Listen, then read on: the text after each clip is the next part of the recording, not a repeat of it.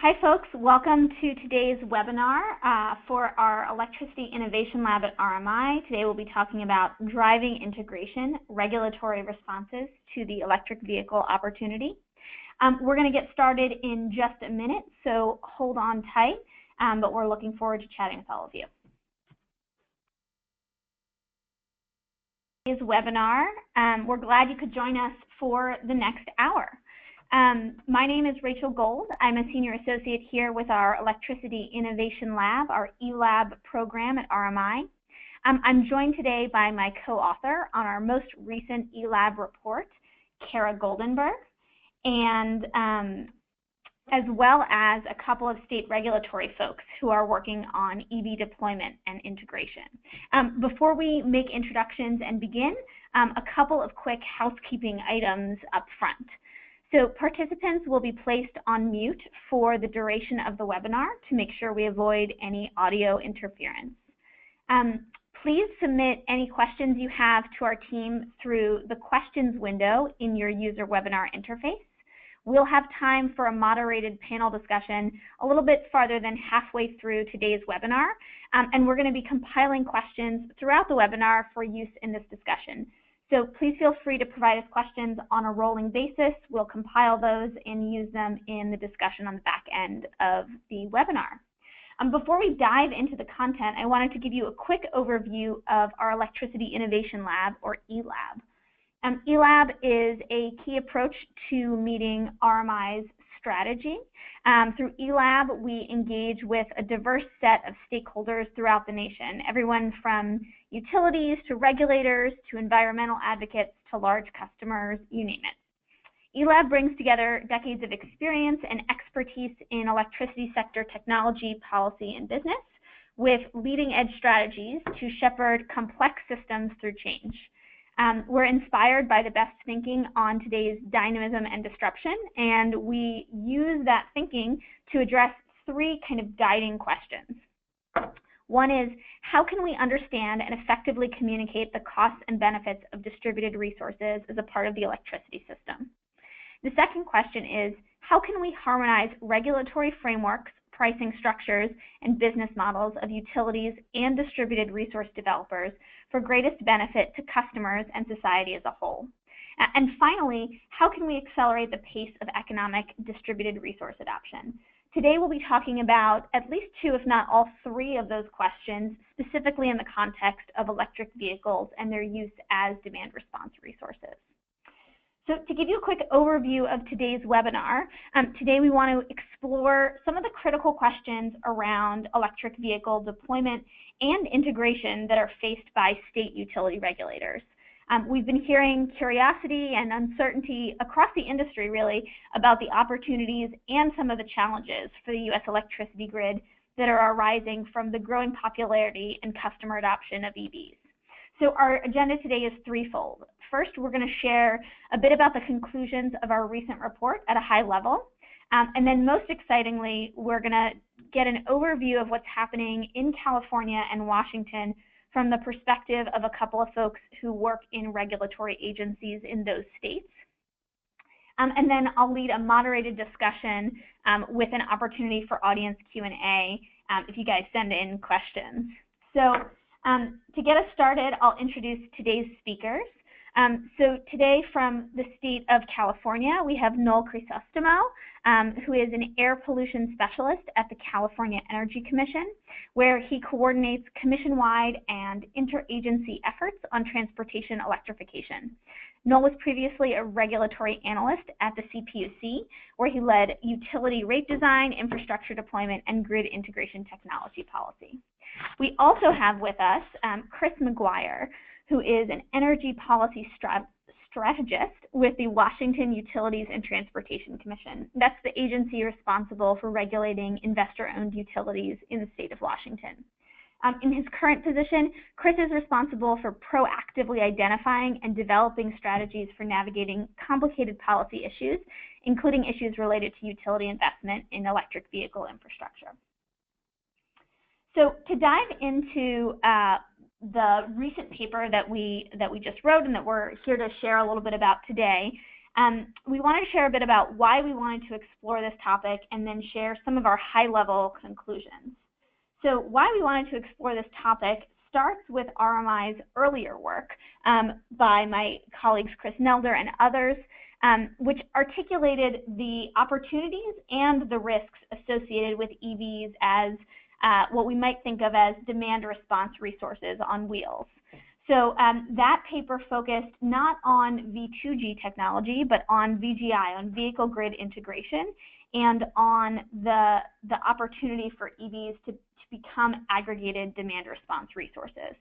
And we saw in that work that EVs present both risk and potential benefits. The risk is that without managed charging, if EVs are put on the grid willy-nilly, we run the risk of exacerbating challenges with load shape, adding to infrastructure costs, and potentially investing in stranded assets or unnecessary infrastructure, all of which could have negative implications for rates.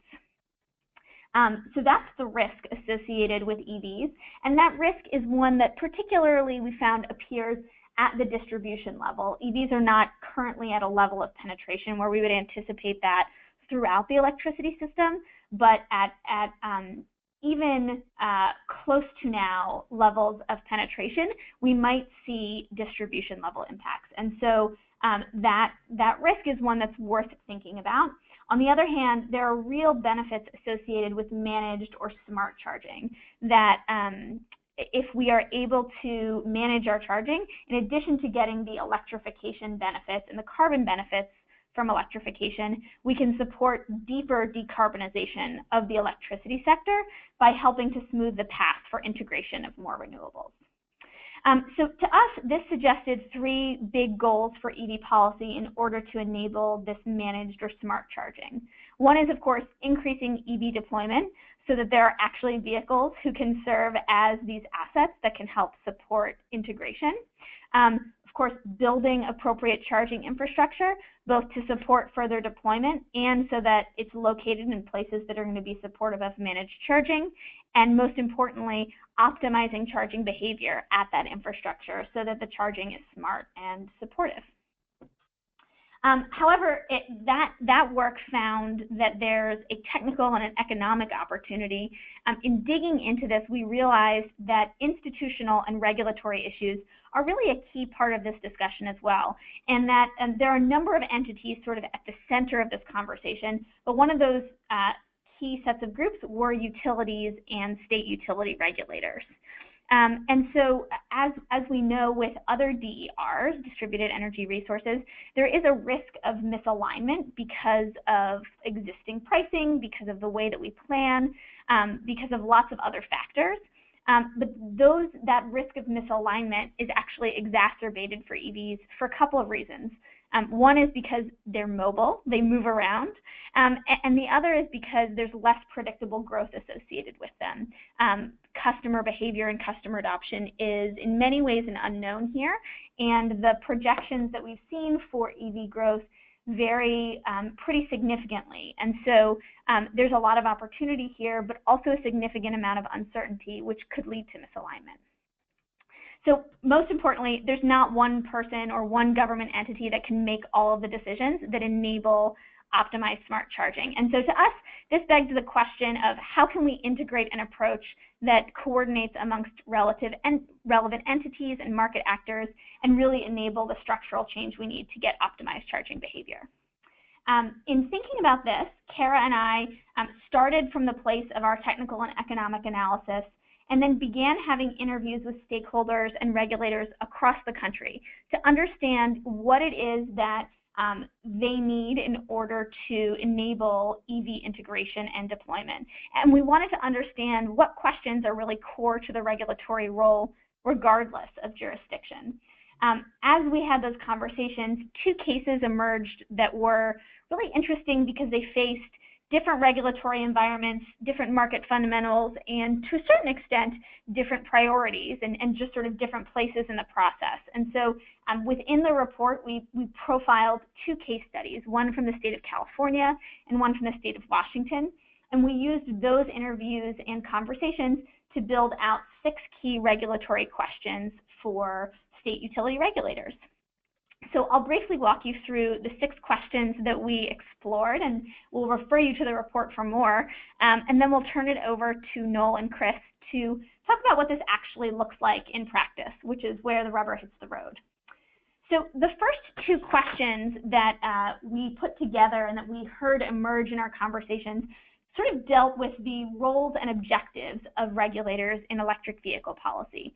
The first is a question of how much of a role should utility regulators play at all in enabling EV integration or deployment? Is this something that regulators should care about? Is it at a level of penetration that matters? Is this something that they're hearing from legislative or executive mandates as required? And that's really we found that that's gonna differ a lot from state to state, but that regardless of whether or not there are mandates from legislative or executive folks, there's a potential role for regulators to be proactive here, and to be proactive in a few directions in terms of sort of doing basic load research, beginning to think about EVs in planning, and beginning to try pilots and tariffs that will enable learning so that as EV deployment really picks up, the commission will be able to be responsive. The second question that came up a lot was, what is it that regulators have to consider when they evaluate the public interest in the context of EVs? So in particular, this relates to utility infrastructure and when it might be appropriate for utilities to have different roles in helping to support EVs.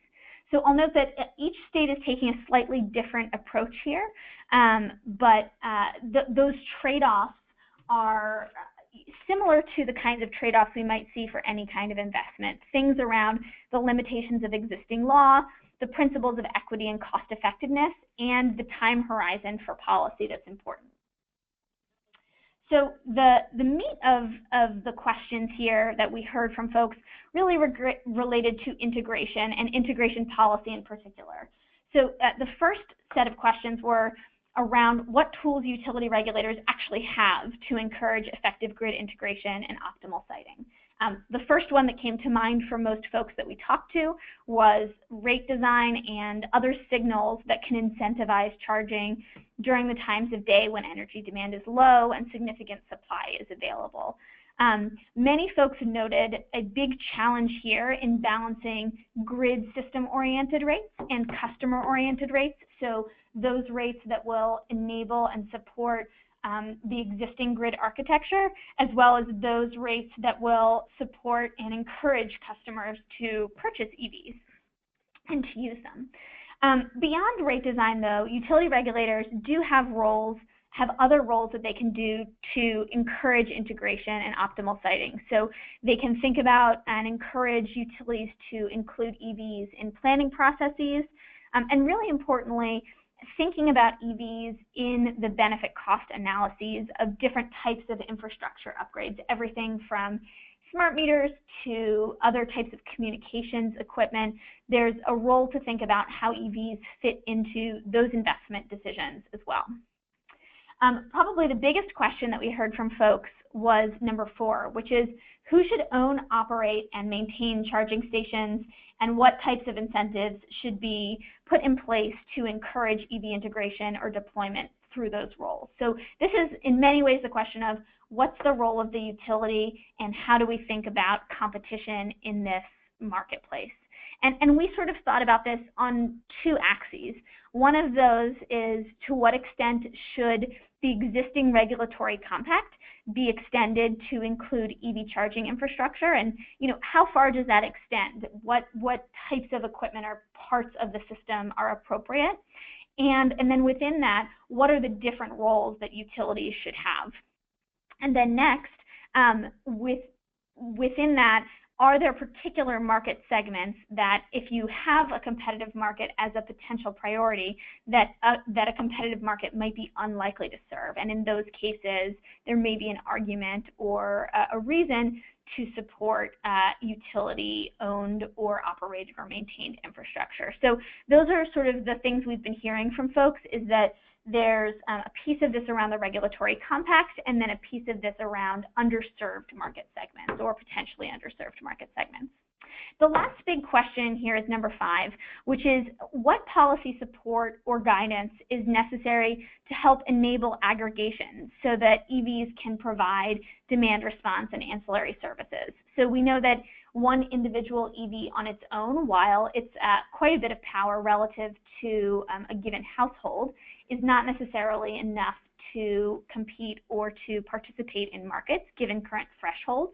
And so aggregation is something that is likely to be necessary or helpful in helping EVs release or share their grid values. And so some states are wrestling with the questions of at what scale can a resource qualify to provide that service? And then, what rules, either contracting rules or market rules, if any, might need to be modified in order to allow EVs to support the different potential value streams that they can. And I'll note that throughout the report, there's a section where we articulated the different types of value streams. So if you're wrestling with what it is that EVs can do as sort of demand response resources, I'll refer you there as one place to look and think through that. And then finally, the last question is one that relates to the more institutional questions we talked about as sort of motivating this work, which is that we recognize the importance of thinking about how these different issues map across different stakeholders, and also recognize the inherent challenge in fast-moving, high-tech technology and matching its evolution with what are often slower and more deliberative regulatory processes. So how can regulators create processes that make sure that regulation or policy is adaptive in this environment? And for that, we've been thinking about a number of options. One, of course, that folks like to cite is pilots or demonstration projects, but to us, there's really an opportunity here to do not just pilots, but more frequent, assertive, and scalable demonstration projects to really test the approaches and understand the pieces of information that are necessary to enable successful grid integration, everything from customer behavior to communications protocols. And I would say that this adaptive regulation extends far beyond just pilots and to the range of decision-making that regulators engage in. Everything from rate design to distribution grid planning are places where more adaptive or scenario-based thinking is going to be helpful and necessary as we face a world where EV adoption may be unpredictable or less predictable. So that's an overview of the 6 questions that we put together in the paper. In signing up for the webinar, some of you shared your input on what you saw as the most critical questions regulators need to address. And I wanted to share this because I think it's interesting. There's a lot of question amongst this group about ownership and operation and maintenance, that is utility role. And there's also many questions around the role of regulators. So I think role setting is something that a lot of folks in the industry have questions about, and that we're seeing different approaches to. There's less interest, or at least among this group, in sort of adaptive processes and factors for evaluating the public interest, although I would argue that each of those is foundational in order to properly assess the role of both utilities and regulators. So that's a little bit about the paper, and we'll look forward to your questions on that. But what I'd love to do now is jump into case studies about each of the states that we profiled in the report. So to start off with, I'd love to hear from Chris McGuire from the Washington Utilities and Transportation Commission, who will share a little bit about some of the drivers of their policy and how they're tackling EV deployment, integration, and sort of adaptive processes. Chris? Yeah, I'm here. Can you hear me? I can, yeah. Great. Okay, well, first, before I move forward on this presentation, it's important to note that utility investment in charging infrastructure here in Washington is in its relative infancy.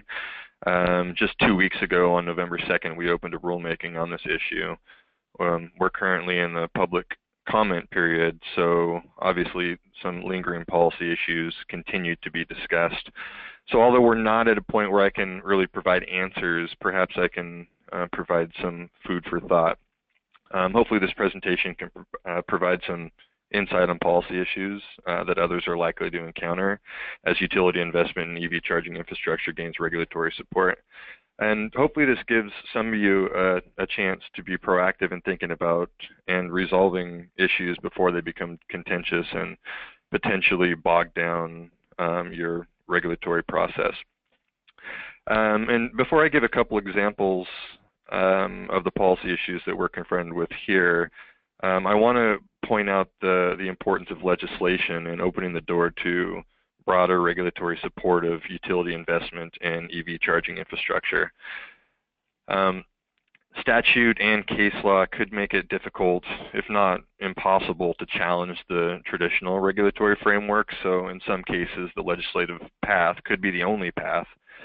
In Washington, new legislation has made it much easier for utilities to invest in charging infrastructure. In June of 2015, the revised Code of Washington 8028-360 became effective. The legislative intent cited the objectives of reducing emissions in the transportation sector and empowering utilities to be engaged in the electrification of our transportation system. But critically, the law allows electric utilities to own EV charging equipment behind the customer meter. And this represents a fairly major shift in the boundaries of traditional utility regulation, where as a general matter, the regulated monopoly ends at the customer meter. Typically, commission regulation is justified on the basis of the service offered being naturally monopolistic, and the market for charging equipment doesn't cleanly fall in that category. So therefore, without legislation, it would have been very difficult for us to support a utility's presence in the EV charger marketplace, especially as an equipment owner. So for those of you considering how best to expand regulatory support, the easiest path may be through legislative solutions. So your proactivity here may involve establishing relationships with lawmakers and possibly considering submitting your own agency-sponsored legislation. So we now have a legal mandate in here to support utility investment in EV charging equipment. And can you roll forward one slide? And last year we received our first proposal from Avista Utilities. It was our first utility to offer a pilot pursuant to the new law.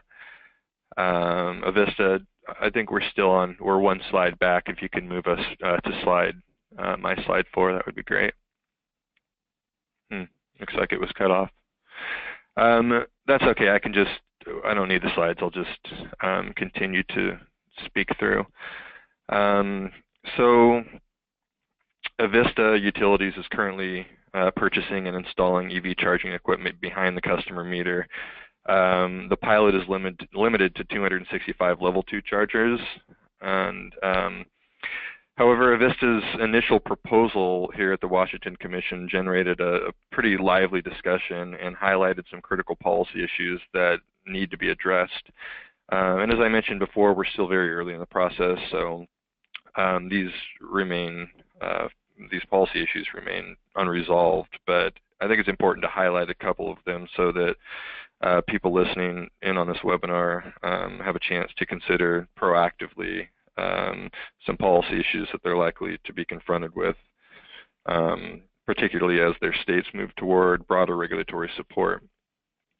So the first issue that has been the most contentious issue here in Washington State is consideration of how utility entrance into a competitive marketplace will impact that market.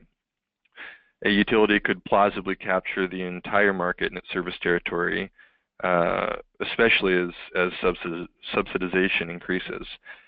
So without proper consideration and careful planning, utility entry could severely damage the competitive marketplace. For example, if a utility issues an RFP for 1,000 chargers and then selects one single vendor, what impact does that have on the marketplace? It may lock out non-selected vendors, and that may limit consumer choice. So the point here is that as utilities begin investing in EV charging infrastructure, you may want to be thinking about policies that support a competitive marketplace. One of the ways that we're thinking about tackling that here is requiring utilities to select multiple vendors that respond to requests for proposals. The second issue is in consideration of mitigating costs to non-participants, customers who don't own electric vehicles. For example, if rollout of EV chargers is poorly planned and EV owners all charge at 5 p.m. when they get off work, that could cause significant upward pressure on rates through, for example, higher marginal price of power, as well as accelerated acquisition of peaking resources. So it's critical to identify and make plans to mitigate possible unintended consequences up front. The obvious example here is in enabling demand response capabilities. With demand response capabilities, vehicle chargers can add good load to the system, which can create downward pressure on rates. However, in order to enable demand response capabilities, you need to invest in smart chargers with communications capabilities. So allowing utility support of dumb level 1 chargers may be ill-advised. So that's something to consider. And while we're on the topic of cost, it's important to consider your cost-effectiveness framework. For example, is a total resource cost test appropriate, or does a different cost-effectiveness test make more sense here? For example, are you going to consider avoided emissions? Do those benefits accrue only to ratepayers, or do they accrue to society at large? And what about avoided gasoline expense? Should that receive consideration in cost effectiveness? My point here is that the decisions regarding which costs and which benefits are considered, or not considered for that matter, can have a major impact on the appearance of cost effectiveness, and it can be the foundation or the undoing of the argument that utility investment in charging infrastructure is beneficial. And so with that, that is the end of my presentation. Thanks for the opportunity to speak here. Thanks, Chris. Thanks for sharing that. I think some of the things that Chris highlighted around which costs and benefits are considered, how we think about helping or addressing any unintended consequences for non-participants, and some of the competitiveness concerns are all ones that we might see pop up either in Noel's presentation or in our discussion later. So thanks for highlighting that and for sharing a little bit about where the state of Washington is. We're next going to turn to Noel from the state of California, who's going to share a bit about where they are. Noel, are you ready to join us? Yes, I am. Thank you for having me. Just to note, as a kind of a disclaimer, some of the comments that I'm going to make reflect prior work that I completed while at the CPUC, which directly regulates the investor-owned utilities. But now that I am at the state's energy office, these comments also reflect somewhat of a broader perspective in a broad energy policy sense. Next slide, please.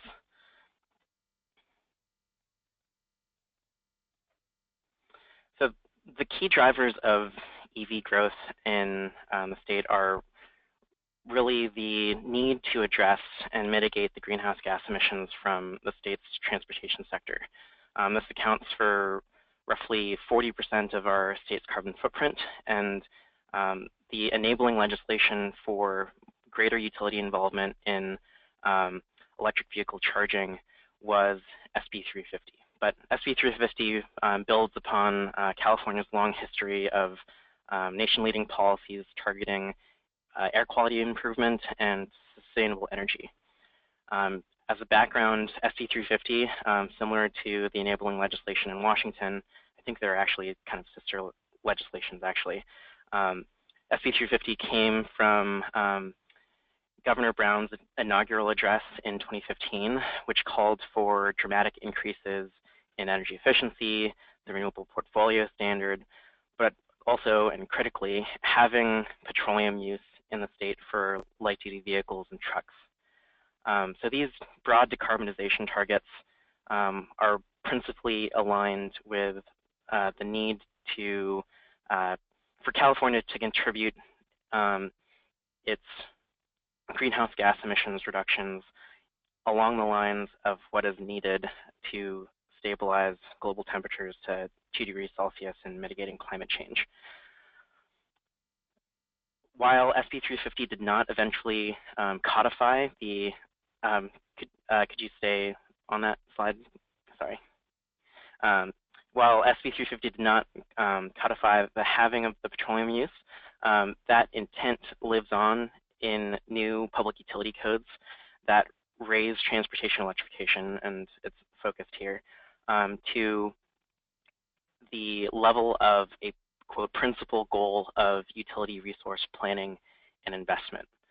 And the definition of transportation electrification goes beyond just passenger vehicles as we're familiar with them now, but given the scope of the emissions reductions challenge, also includes any mobile source of air pollution and greenhouse gas emissions. So that includes off-road vehicles, heavy-duty and medium-duty on-road vehicles, and it could even include maritime, rail, or even aviation.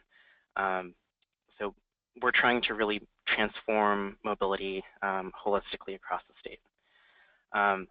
Importantly, SB 350 finds that the utility efforts toward electrification should align and be consistent with the goals of its sister agencies, the Air Resources Board and the Energy Commission, which are pursuing electrification efforts through criteria air pollutant reduction requirements, greenhouse gas emission reduction requirements, strategic investments in infrastructure and technology R&D in the transportation sector.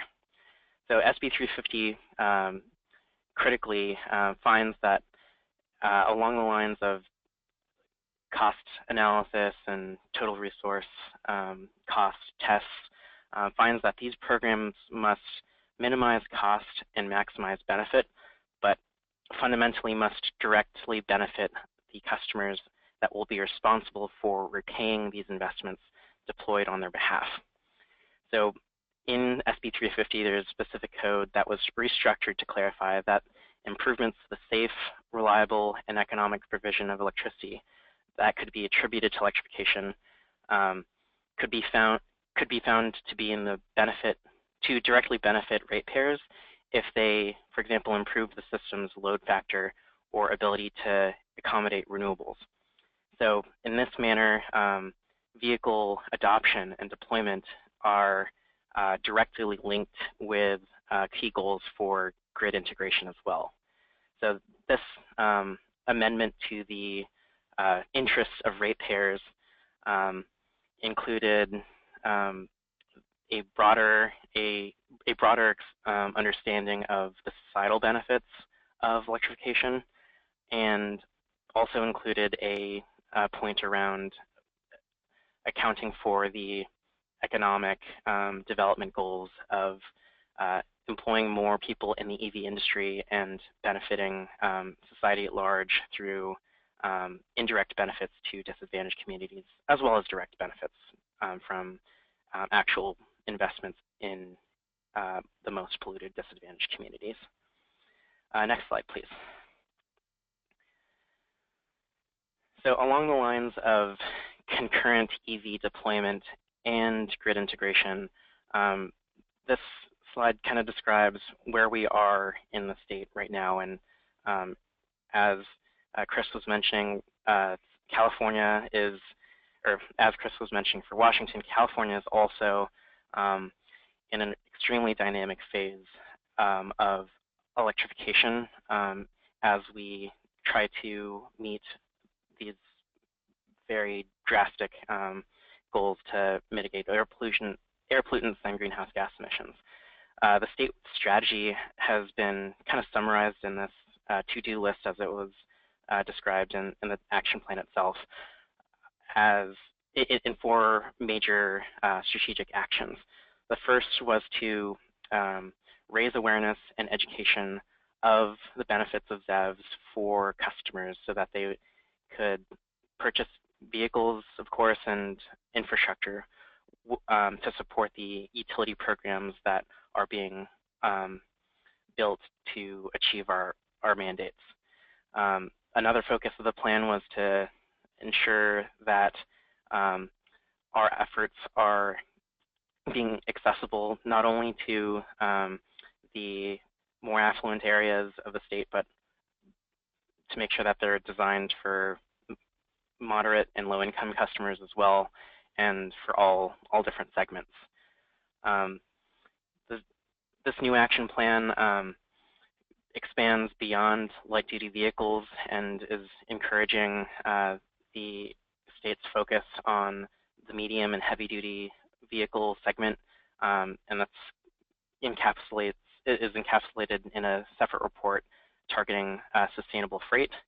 And fourth, the plan encourages the need to have California play a leading role in aiding ZEV growth nationally and internationally to ensure that the market that is created here can be replicated elsewhere, which will, of course, through economies of scale, directly benefit cost reductions in state. So while the ZEV action plan update for 2016 was released just last month, it's directly designed in line with SB 350 electrification rulings and decisions that were released out of the CPUC, and actually last week confirmed and ratified in a decision. The CPUC ruling ordered the 6 investor-owned utilities in California to file applications next year to deploy portfolios of TE programs at the scale and scope needed to meet the emissions reduction trajectories identified in state goals. 4 concrete priorities that the CPUC identified in this ruling were the need to design cost-based grid integration rates that encourage electrification, 1. 2, to address all mobile emission sources, 3, to ensure that education and outreach programs complement the infrastructure programs that the utilities will be investing in, and 4th, to leverage pilots and align with other state efforts. I'll go into each of those 4 points in a little bit more detail. In designing EV rates, we learned a few years ago that we can't use inclining block rates which increase with the marginal cost of electricity consumed because EVs are a fundamentally good load. So removing the inclining block design was kind of a first restructuring as new TOU-based rates were adopted. But we soon learned that if all customers were receiving a TOU rate that started its off-peak at the same time, we could be blowing up transformers at scale. So grid integration rates take the intelligence leverage the intelligence and low capacity factor of vehicle charging to schedule charging in a more dynamic way. In addition, for the heavy-duty sectors, we realized that demand charges, which are imposed for commercial customers or high-demand customers, could invalidate the business case for charging in a potentially fleet scenario or a DC fast charging scenario. And so since just that level of electrification is critical, we have to address that through new rate designs. I mentioned previously the need to address mobile sources and the need to identify basic education programs that live alongside infrastructure programs. But I'd like to emphasize that the last point around leveraging pilots and the previous R&D investments so that we're not reinventing the wheel given the decades of investments in R&D, infrastructure, manufacturing capacity, and emissions modeling policies so that this is not just in utility commission isolation, but also crossing all agency efforts. Part and parcel to this expansion is the need to ensure that the adopted vehicles don't incur or unduly accelerate grid hardening.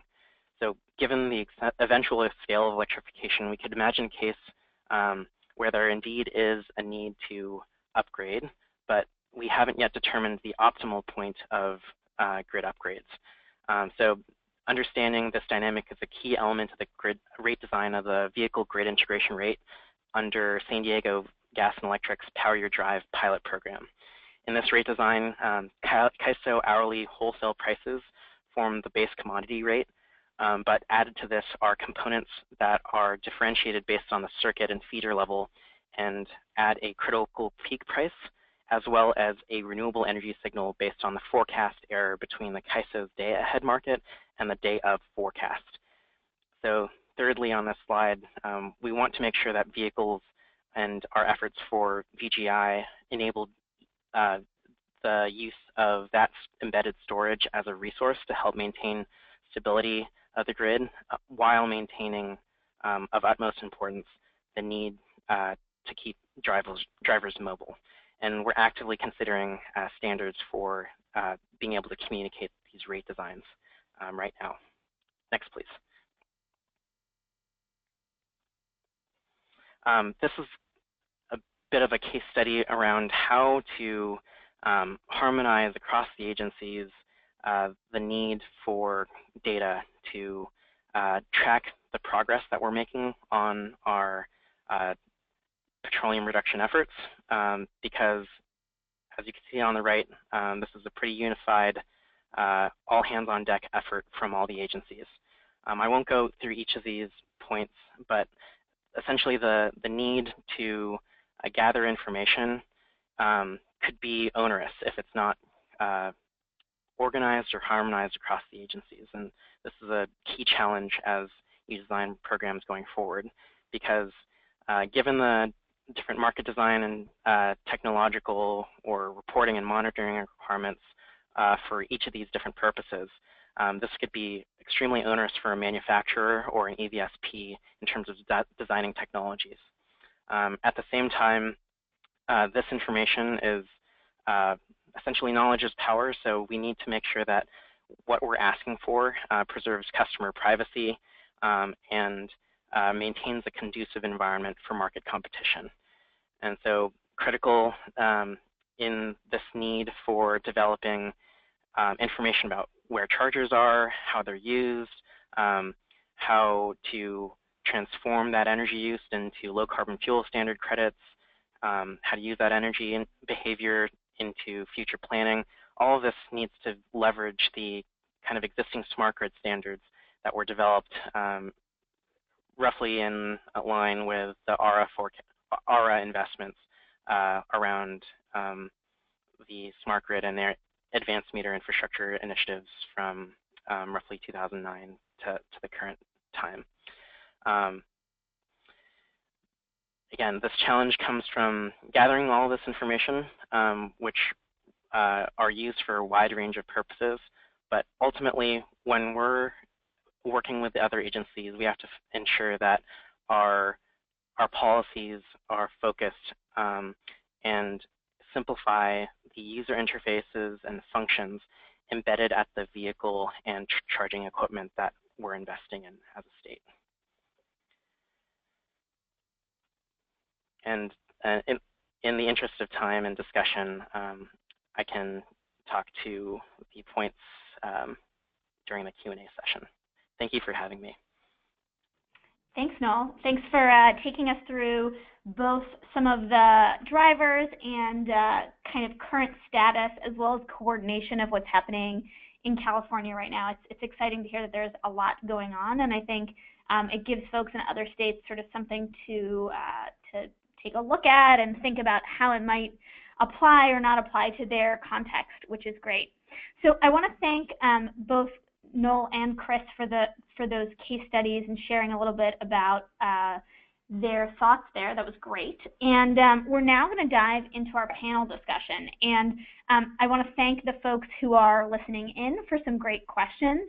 And we'll start with one that that asked about sort of whether in the report we sort of thought about these regulatory questions in the context of competitive states versus vertically integrated states in different regions. We obviously are featuring 2 West Coast states in this conversation. And I guess what I would say is for the report,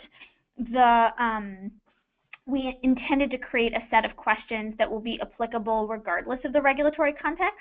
I think the answers to the questions will be highly context dependent, and in particular things like the role of the utility, the type of aggregation rules, those types of things may or may not be fully owned in terms of the role by the regulator and may have other entities that have a voice in other states. And so that's worth thinking about if you're a regulator in a state with a different structure.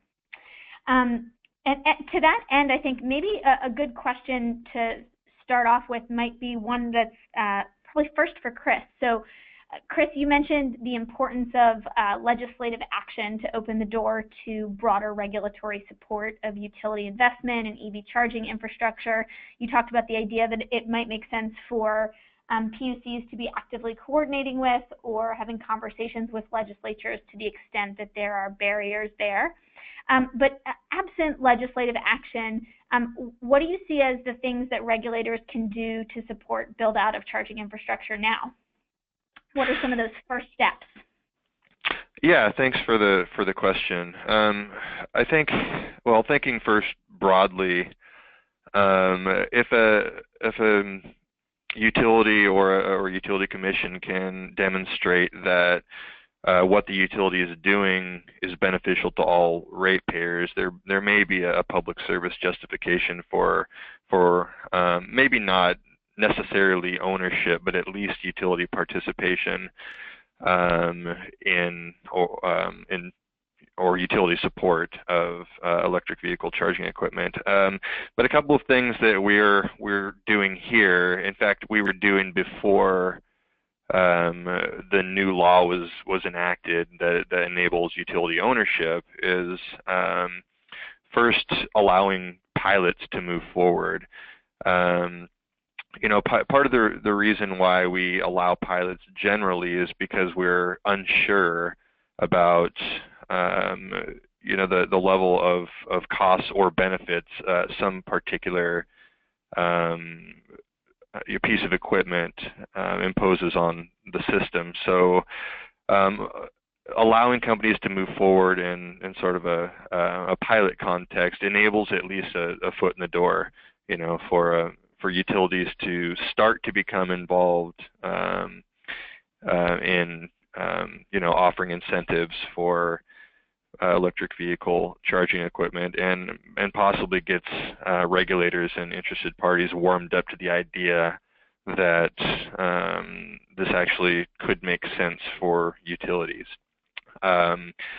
One interesting specific pilot that was offered by Puget Sound Energy here in Washington State, again prior to the new law going into effect, is that PSE offered a $500 incentive that was funded through their conservation tariff. The logic there being that level 2 chargers present an efficiency gain over level 1 chargers. So to the extent that level 2 chargers are displacing level 1 chargers, there's an actual conservation benefit to incenting level 2 chargers. And that also allows for the gathering of data so that we can study end-use load impacts, and which in turn can support the development of appropriate conservation and conservation programs and demand response program design. That's great. Thanks, Chris. So, Noel, Chris highlighted a couple of things there, but in particular, sort of the opportunity to leverage initial pilots for learning. And in your, as you were speaking earlier, you mentioned the importance of leveraging existing pilots that have happened and sort of learning from those and not sort of missing those lessons as you build on new state efforts.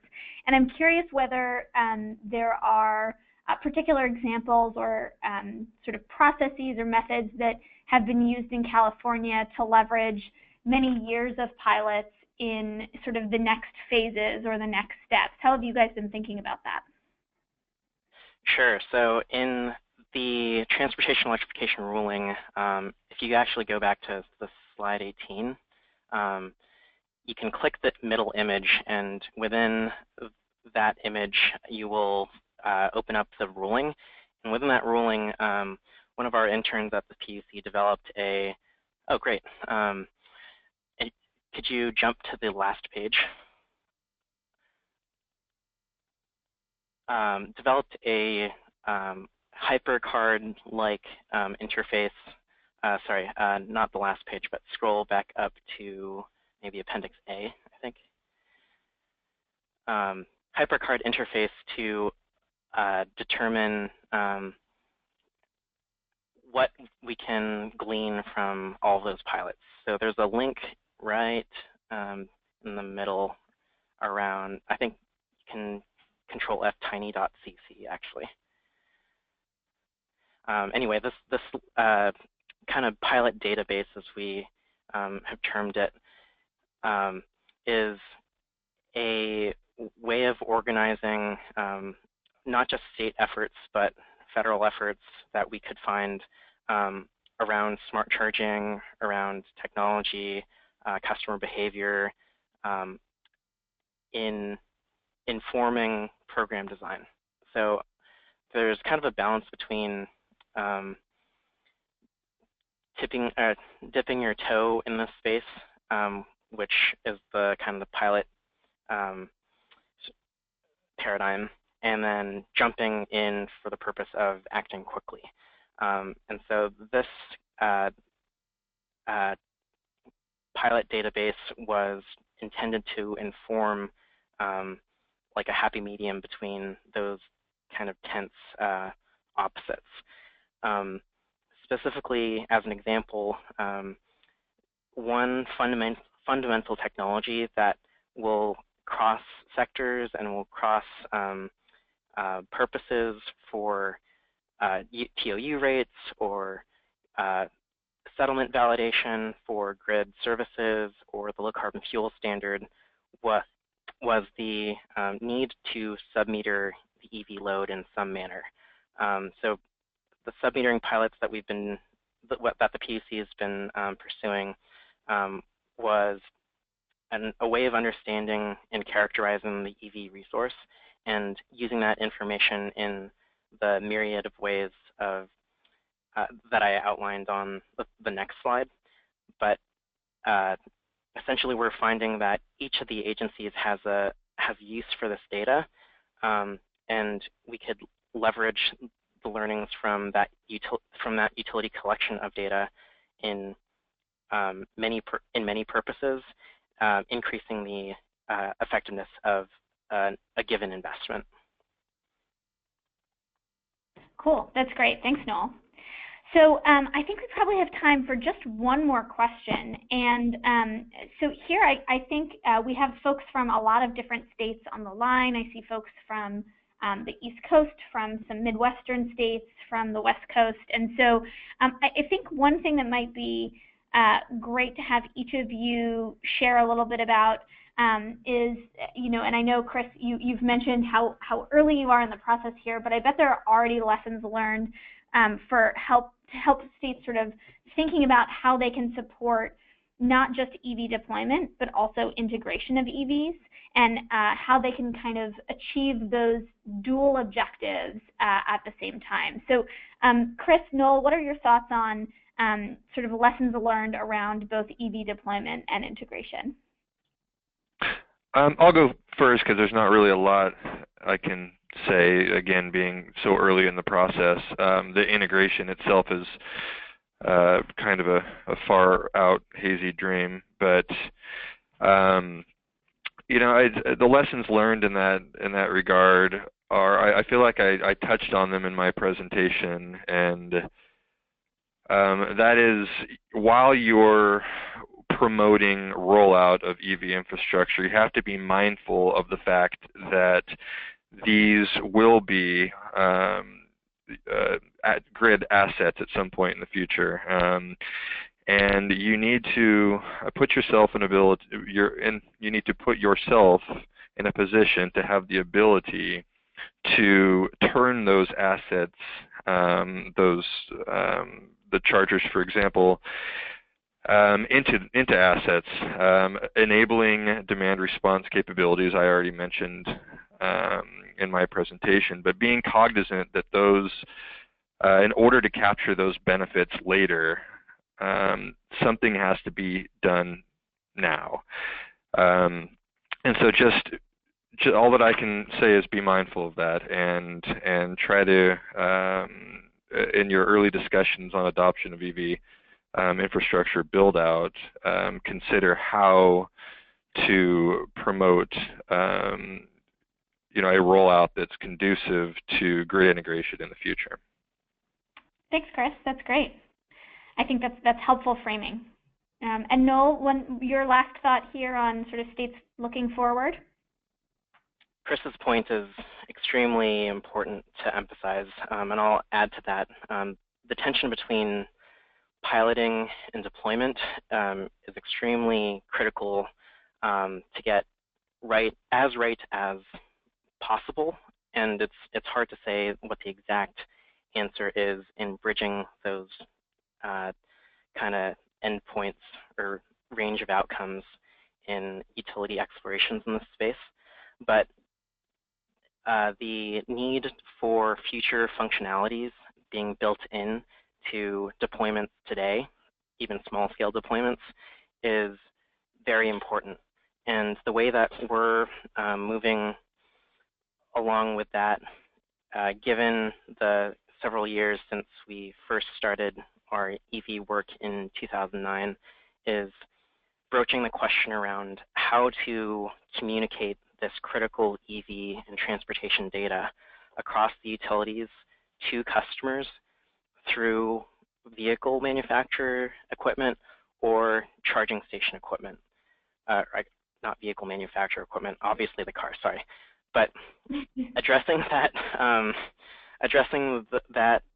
potential fragmentation of data and who owns that data and who controls the EV load as a grid resource is foundational to moving beyond TOU pilots and small-scale ownership tests to full interoperation of EVs as the gigantic mobile distributed energy resource that we know and they can be as a renewable integrator for a low-carbon economy.